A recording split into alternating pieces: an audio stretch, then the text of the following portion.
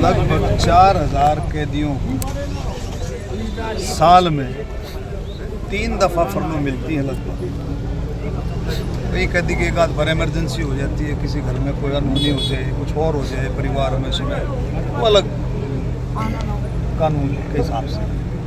तो ये सारा सिस्टम प्रोसेस है जिसमें कमिश्नरी जो है वो फैसला लेती है। इसमें कोई मंत्री का कोई सिस्टम का कोई लेना देना नहीं होता। वो अपनी रिक्वेस्ट देते हैं, अपना सिस्टम है उनका, उसका जेल मैनुअल के हिसाब से वो पैरोल मिलती है। इस बात तो ये उठता है कि बीजेपी ज़्यादा चुनाव के समय में पैरोल देते हैं। अब कौन से चुनाव है? दिल्ली का चुनाव हुआ, पंजाब का अब नहीं, आप लोग कहते थे, मैं तो कहता था हर साल में 12 महीने में से पिछले आप देखो उठा करके 5 साल का रिकॉर्ड देख लो, चुनाव होते ही रहते हैं।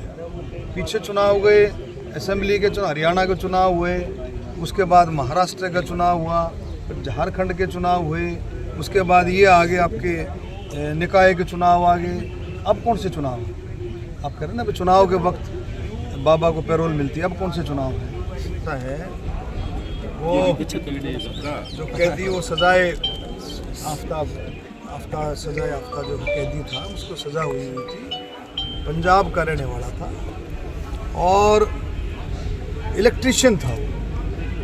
वो बिजली के काम से, लाइट गई हुई थी, बिजली के काम से उसको सीढ़ी लगा करके जो है उसको काम करने के लिए करा। तो एक विश्वास होता है, कई दफ़ा जो है एक लंबा आदमी लंबे समय से जेल में है तो जेल वालों को विश्वास हो जाता है। विश्वास करना नहीं चाहिए, किसी पर भी विश्वास नहीं करना चाहिए, महकमा ऐसा है।